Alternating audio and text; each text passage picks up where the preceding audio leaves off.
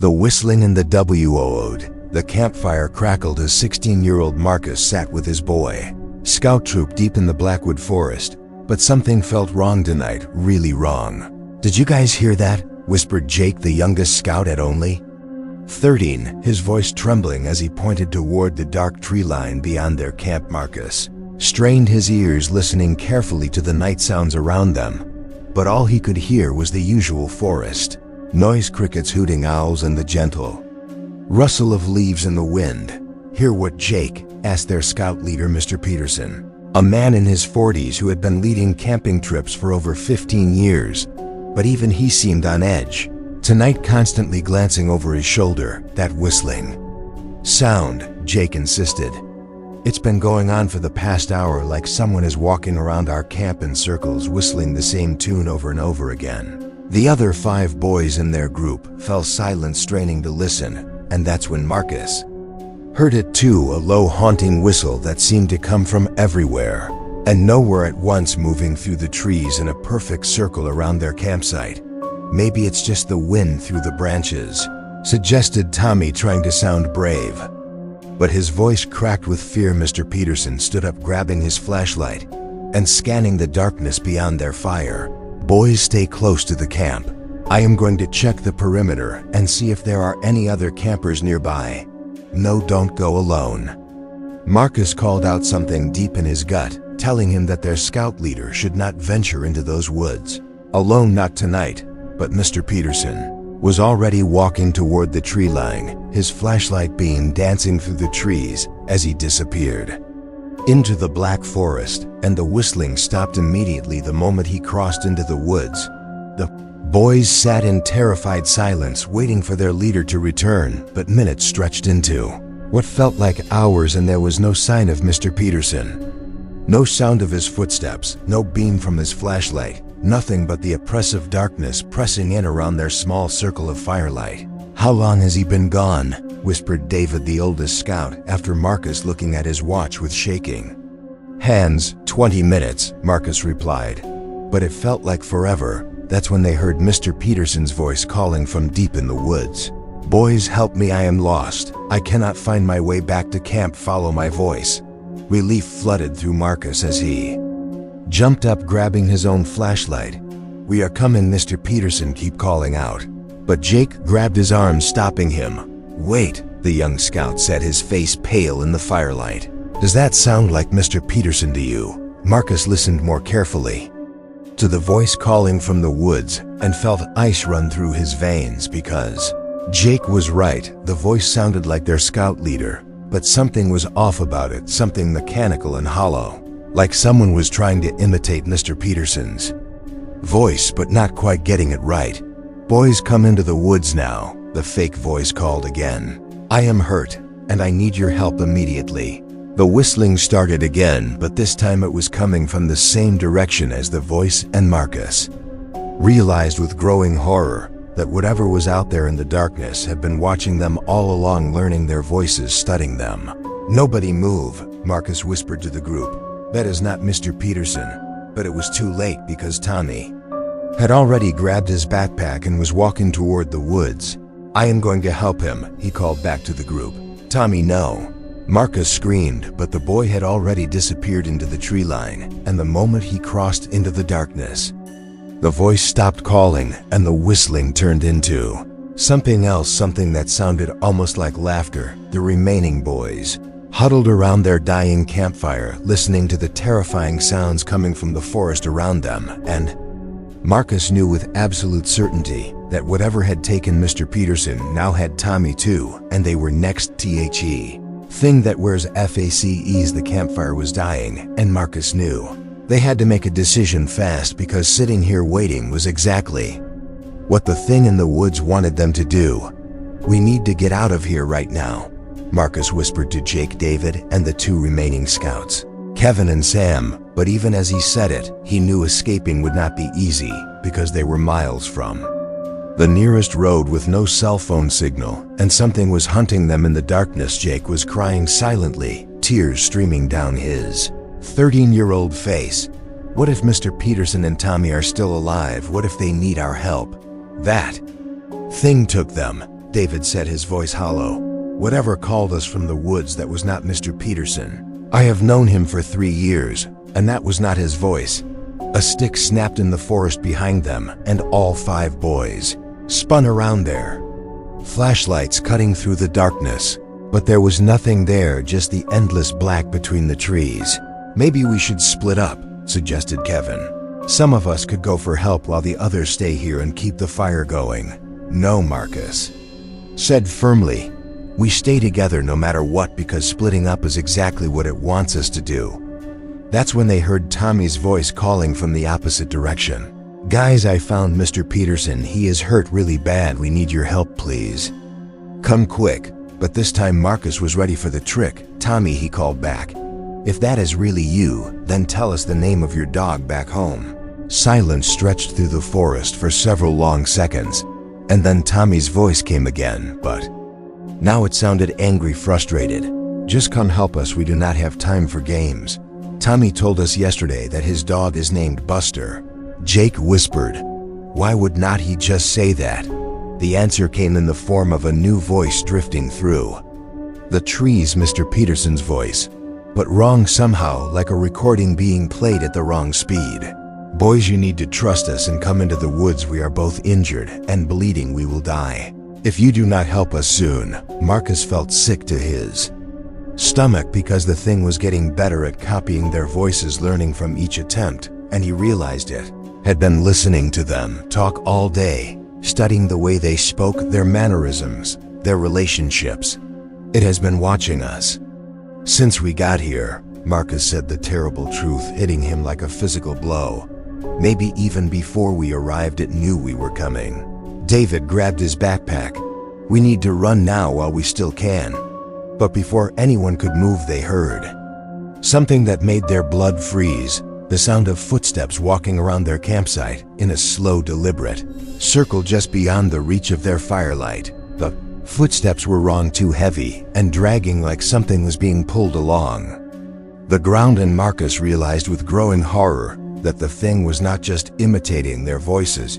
It was carrying something, maybe dragging the bodies of Mr. Peterson and Tommy. "Oh God," Kevin whispered, pointing at the edge of their camp where 2 shapes had emerged from the treeline. Was Mr. Peterson and Tommy walking toward them, but even in the dim firelight, Marcus could see that something was terribly wrong with both of them. Their movements were stiff and unnatural, like puppets being controlled by invisible strings. "Boys, we are so glad you waited for us," Mr. Peterson said, but his mouth did not seem to be moving in sync with the words. "We got lost in the woods, but we found our way back." Tommy nodded, but his head moved too far to the side at an impossible angle. "Yeah, we are fine now. Everything is okay." Marcus backed away from the approaching figures, his heart hammering in his chest because he could see now that their eyes were completely black, empty holes in their faces, and their skin looked gray and waxy, like they had been dead for hours. "Run!" Marcus screamed, grabbing Jake and David. "Those are not them. Run now." The 5 boys scattered into the forest, leaving their dying campfire behind, as the things that looked like Mr. Peterson and Tommy began to chase them through the darkness, moving with inhuman speed, crashing through the underbrush like wild animals. Marcus could hear his friends screaming somewhere in the black woods around him, and he knew that the nightmare was just beginning, because whatever lived in these forests had been hunting for a long time, and it was very, very good at what it did. In the day Arcanis, Marcus crashed through the underbrush, his lungs burning as branches tore at his clothes and face. But he could hear the things that looked like Mr. Peterson and Tommy gaining on him, moving through the forest with unnatural speed. Behind him, Jake was screaming a high-pitched wail of pure terror that cut through the night air like a knife, and then suddenly the screaming stopped, and Marcus knew with sickening certainty that the 13-year-old had been caught. "Jake," Marcus called out, but his voice was swallowed by the darkness, and the only response was a wet, dragging sound moving away through the trees. Marcus stumbled and fell hard against a massive oak tree, his flashlight flying from his hand and rolling away, leaving him in complete darkness, his heart pounding so hard he thought it might explode. He pressed his back against the rough bark of the tree, trying to control his breathing as he listened to the sounds of the hunt continuing around him. David was calling for help somewhere to his left while Kevin and Sam were crashing through the forest in the opposite direction, but the worst sound was the voice that drifted through the trees, now a perfect imitation of Jake's terrified 13-year-old voice. "Marcus, help me please, it has me, and it is doing something terrible. Please do not leave me alone." Marcus bit down on his own hand to keep from crying out, because he knew Jake was already gone, and whatever was using his voice was trying to lure the rest of them into a trap. The fake Jake voice came again, closer this time. "I am hurt really bad, Marcus. I can see you hiding behind that tree. Please help me. I do not want to die alone." Terror shot through Marcus' spine because the thing could see him in the darkness, which meant it had been watching him the entire time, playing with him like a cat with a mouse. He forced himself to move, crawling on his hands and knees away from the oak tree, feeling around desperately for his flashlight, but instead his fingers found something wet and warm on the forest floor. Marcus recoiled in horror as he realized he was touching blood, and lots of it. But before he could process what that meant, a hand grabbed his ankle and began dragging him backward through the leaves. "Got you," said a voice that sounded exactly like his own voice, coming from whatever was pulling him deeper into the woods. Marcus kicked and fought, but the grip on his ankle was impossibly strong, like a steel clamp, and he could feel himself being dragged towards something that smelled like death and decay. Then suddenly the dragging stopped, and Marcus found himself face to face with something that made his mind struggle to process what he was seeing. It looked like Jake, but wrong, terribly wrong. The boy's face was pale and slack, with black liquid dripping from his mouth and nose, and when he spoke, it was with Marcus' own voice, coming from Jake's lips. "Why did you leave me, Marcus? Why did you not help me when I called for you?" Marcus scrambled backward, but his hand touched something else, something that felt like fabric, and when he looked down, he saw Mr. Peterson's camping jacket, torn and covered in dark stains. "We tried to help them," came David's voice from somewhere behind Marcus, "but they were already gone, already changed." Marcus spun around and saw David standing at the edge of a small clearing, but something was wrong with his friend too. His movements were too stiff, too mechanical. "David," Marcus whispered, "is that really you?" "Of course it is me," David replied, but his voice had a hollow echo to it. "I found Kevin and Sam. They are safe. Now they are waiting for us in a cave not far from here." But Marcus noticed that David was not breathing. His chest was not rising and falling, and his eyes reflected the moonlight like an animal's eyes. "Prove it," Marcus said, backing away slowly.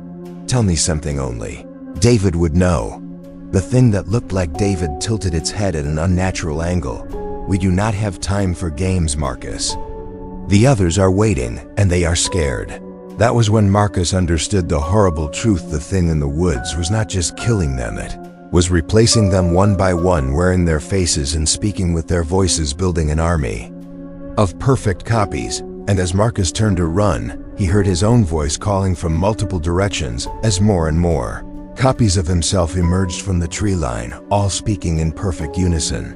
"You cannot run from yourself, Marcus. You cannot hide from what you are becoming." The forest erupted with the sound of his own laughter coming from dozens of throats as Marcus realized he was not just being hunted, he was being collected, and soon there would be nothing left of the real Marcus at all. Truth beneath the sin. Marcus ran blindly through the forest as dozens of his own voice echoed around him. But something inside his mind was fighting back.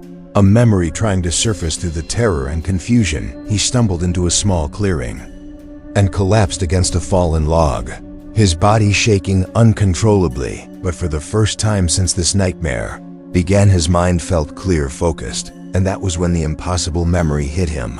Like a sledgehammer, he remembered being dragged through the forest hours ago, remembered the thing with Mr. Peterson's face standing over him, remembered the feeling of something cold and slimy sliding under his skin, and then nothing until he woke up by the dying campfire. "No," Marcus whispered, touching his face, his hands trembling. "No, no, no, this cannot be happening." But even as he denied it, he could feel the truth crawling through his thoughts like insects, because he was not the real Marcus anymore. He was one of them, one of the copies, and the real Marcus had died hours ago in these dark woods. The voices calling his name grew closer, and Marcus realized they were not hunting him. They were calling him home because he belonged with them. He was part of the collective, now part of whatever ancient thing lived in the heart of Blackwood Forest. But somewhere deep inside the copy that thought it was Marcus, a fragment of the real boy's consciousness was still fighting, still screaming, and that fragment remembered something important, something the thing had not been able to erase completely. 3 years ago, there had been another boy scout troop that went missing in these same woods. 17 boys and their leaders vanished without a trace, and the search teams had found nothing, not even their campsite. Marcus, the copy, felt sick as more memories that were not his own began flooding through his mind. Memories of hunt after hunt, year after year, decade after decade, as the thing in the forest collected travelers and campers and hikers, turning them into perfect copies to lure in more victims. "I am not real," Marcus whispered, the words cutting through him like broken glass. "I am just wearing his face." But that fragment of real consciousness pushed back harder, filling the copy with Marcus' genuine memories, his love for his little sister Sarah, his fear of disappointing his parents, his dreams of becoming an engineer, and those real emotions were like poison to the thing controlling him. The other copies emerged from the tree line, dozens of them wearing the faces of Marcus, Jake, David, Kevin, Sam, Mr. Peterson, Tommy, and countless others from previous hunts, stretching back generations. "Welcome home," they said in unison, their voices creating a horrible harmony. "You understand now what you are, what we all are." But Marcus fought against their call because buried in his copied memories was something the thing had missed. Marcus had carved his initials into a tree near their original campsite and hidden a small survival kit there 3 summers ago during his first camping trip to these woods. If he could find that tree, if he could find something real from the original Marcus life, maybe he could break free from whatever was controlling him. "You cannot fight what you are," the Mr. Peterson copy said, stepping forward. "You are one of us now, forever." "Maybe I am a copy," Marcus said, standing up straight, "but I still have his memories, his feelings, his love for the people he cared about, and that makes me real." "Enough." The copies began moving toward him, but Marcus was already running again, not away from them this time, but toward something, toward the memory of a lightning-struck oak tree with fresh, carved initials and a small metal box hidden in its roots. Could feel the thing in his mind trying to stop him, trying to make him turn back and join the collective, but the fragment of real Marcus' consciousness was stronger now, fed by genuine emotion and desperate love. Marcus found the tree exactly where the memory said it would be and dug frantically in the dirt around its base until his fingers found the small survival kit with its emergency flare inside. Behind him, the forest erupted with inhuman screams as every copy began running toward him, moving with impossible speed. But Marcus was already pulling the pin from the flare. The red light exploded through the clearing, revealing the true horror around him, because in the flare's glow he could see that the copies were not perfect after all. Their skin was gray and rotting, their eyes were black holes, and they moved like broken marionettes. But more importantly, the flare revealed something else. A narrow trail leading up a steep hillside that Marcus had never seen before, a path that led away from the forest and toward what looked like the distant glow of electric lights. "I may not be the real Marcus," he said as the copies closed in around him, "but I am going to finish what he started. I am going to get out of here, and I am going to make sure no one else dies in these woods." The thing controlling the forest let out a sound like the screaming of 1,000 voices as Marcus began running up the hidden trail, the flare held high above his head like a torch to light beyond. The DRKNS Marcus ran up the steep trail with the red flare blazing above his head as the screaming copies pursued him through the forest. But with each step away from the dark heart of Blackwood, the thing's control over him grew weaker. The trail led to a high ridge, and when Marcus reached the top, he could see the lights of Highway 9 stretching across the valley below civilization's safety and hope just 2 miles away through open fields behind him. The copies had stopped at the edge of the tree line, unable or unwilling to leave the forest that had been their prison for so many decades, and Marcus understood that whatever ancient evil lived in these woods was bound to this place, trapped by something more powerful than its hunger. "You cannot escape what you are," the Mr. Peterson copy called from the darkness. "You will always be one of us." But Marcus felt the fragment of real consciousness growing stronger inside him, fed by hope and the sight of those distant lights. "Maybe I am a copy," he shouted back. "But I choose to be more than that. I choose to honor the real Marcus by living the life he cannot."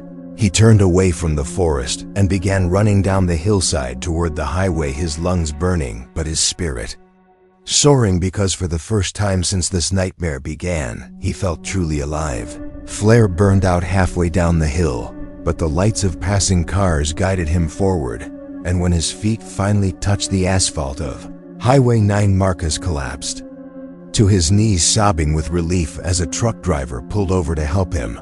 "Son, what happened to you?" the driver asked. "You look like you have seen a ghost." Marcus looked back toward Blackwood Forest, now just a dark line against the starlit sky. "Something like that," he whispered. "The police found no trace of the missing boy. Scout troop, despite a massive search effort that lasted 3 weeks, but they did find something else at the original campsite, a journal hidden in the ashes of their fire. The journal belonged to the real Marcus and contained a detailed account of everything that had happened that night, including a warning written in his final moments before the thing took him. "If someone finds this, know that whatever comes out of these woods wearing our faces is not us," the journal read. "But maybe if one of them remembers what it means to be human, maybe if they choose love over hunger, they can break the cycle that has trapped so many souls in this dark place." Marcus the copy spent months in therapy, trying to process what had happened to him, but he never forgot the weight of carrying someone else's memories, someone else's love for family and friends. He visited the real Marcus parents and told them their son had died a hero trying to protect his fellow scouts. And though it broke his heart to see their grief, he also saw something else in their eyes: gratitude that someone cared enough to bring them closure. Sarah, the real Marcus' little sister, was 12 years old, with bright eyes and a gap-toothed smile. And when she hugged the copy thinking he was her brother, Marcus felt something shift inside him. Something that made him more than just an imitation. "I missed you so much," Sarah whispered. "I was so scared you were never coming home." "I will always come home to you," Marcus promised.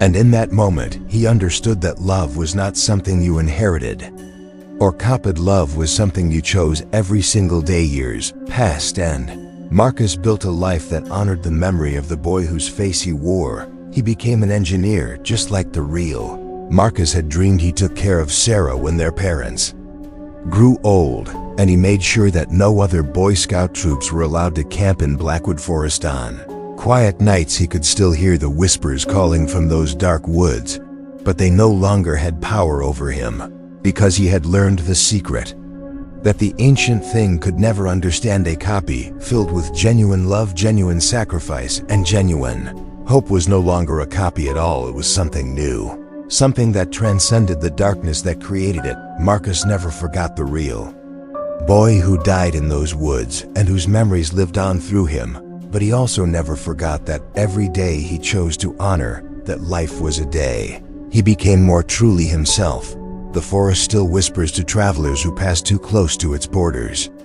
But now there is a monument at the edge of Blackwood, a stone marker warning people away and reminding them that some places are better left unexplored. And sometimes on clear nights when the moon is bright, Marcus stands at that monument and speaks to the darkness, knowing that somewhere in those trees, the souls of Mr. Peterson, Jake, David, Kevin, Sam, and Tommy are finally at peace.